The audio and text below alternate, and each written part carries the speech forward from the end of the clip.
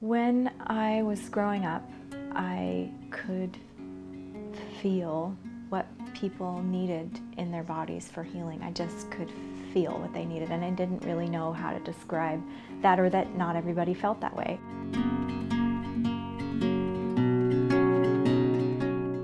Working with Imperial Stock Ranch is totally amazing. It's such a dream because from a sustainability perspective, we have control over every single part of the process.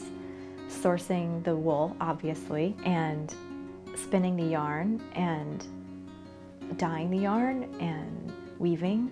I have never worked with a medium so close to me, and I just have never had the experience as a designer to see the sheep that this comes from, and the landscape, and all of the elements that bring this medium that I'm working with to life. It's amazing, and therefore inspires so much of what I do. So the names of everything are, they're all related to the ranch. Shanico is the color of one of the garments in the collection, and there's dusk, and there's rimrock cardigan. Everything is really inspired from the origin of the fiber itself. My name is Jeanne Carver, and my husband Dan and I own and operate the Imperial Stock Ranch, which is located in north central Oregon. I reached out in hopes to connect with some regional fashion designers who would be able to work with us to take the story forward, help along the path. And that was when Anna and I met, and she joined our team, came into my life, and has been able to interpret and create a vision far lovelier than I could have imagined out of the raw harvest of natural wool. We used to feel somewhat separate from urban people as ranchers and living in a rural, isolated setting. We thought we were really different. Well, I've come to learn a lot of lessons that we have far more in common than I thought. And not only do we have more in common, but we each enrich the other.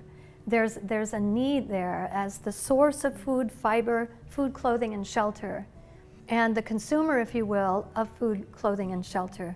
We need each other, and it's a very rich relationship, and one that we hope to strengthen that connection.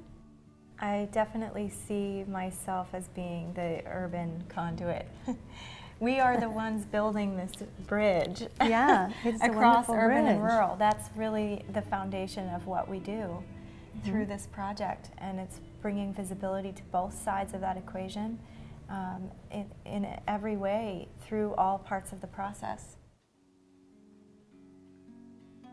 It's so different than any other design process because I'm also thinking about how that yarn is going to both be woven and how it's going to be knit. And those are totally different processes.